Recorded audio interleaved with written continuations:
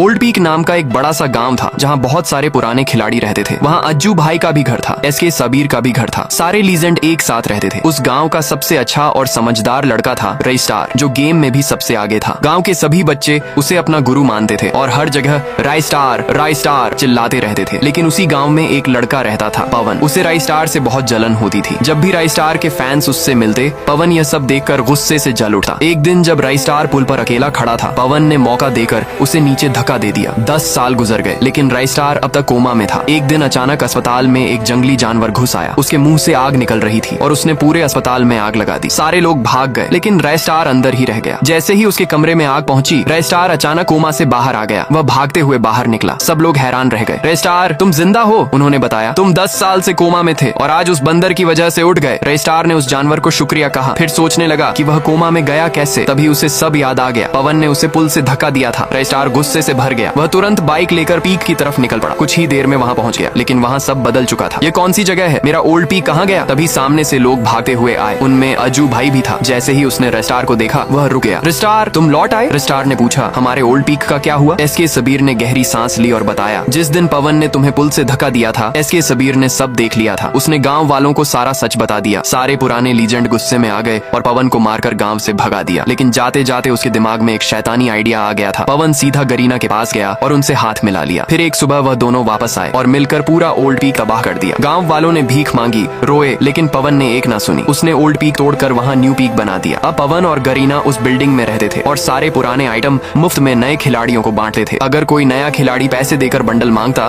तो उसे तुरंत मिल जाता। धीरे धीरे हर गली में 10 अज्जू भाई, हर घर में 15 एसके सबीर, और जहाँ देखो वहाँ हर बंदा राइस्टार बना घूम रहा था। गेम का असली मजा खत्म हो गया था। जो पवन के खिलाफ जाता, उसकी आईडी बैन करवा दी जाती। अब गेम में जिसके पास पैसा था, उसके पास सब कुछ था, और जिसके पास पैसा नहीं, उसके पास कुछ भी नहीं। ये सब सुनकर राइस्टार बहुत परेशान हो गया। उस रात उसे बिल्कुल नींद नहीं आई। तभी उसके दिमाग में एक खतरनाक आइडिया आया। वह तुरंत बाइक लेकर अज्जू भाई के घर गया और धीरे से बोला, भाई जल्दी से सारे पुराने खिलाड़ियों को मीटिंग के लिए बुलाओ। अज्जू भाई को कुछ समझ नहीं आया, लेकिन उसने सबको कॉल कर दिया। कुछ ही देर में सारे पुराने लीजेंड एक जगह जमा हो गए। राइस्टार ने अपना मास्टर प्लान बताया। उस वक्त न्यू पीक के महल में पवन आराम कर रहा था। तभी आसमान से सारे पुराने लीजेंड उड़ते हुए आए और महल के पास उतर गए। उन्होंने मिलकर महल के चारों तरफ लैंड माइन्स बिछा दी। पवन और उसके गुंडे अंदर फंस गए। तभी राइस्टार ने एक पावरफुल ब्लास्ट से न्यू पीक को उड़ा दिया। धमाके में पवन खत्म हो गया और धीरे धीरे न्यू पीक की जगह फिर से ओल्ड पीक खड़ा कर दिया गया। सारे पुराने लीजेंड वापस आ गए। गेम फिर से पहले जैसा हो गया। इज्जत, मेहनत और स्किल की वैल्यू वापस आ गई। और इस तरह राइस्टार ने सिर्फ अपना बदला ही नहीं लिया, बल्कि ओल्ड पीक की रूह को भी वापस जिंदा कर दिया।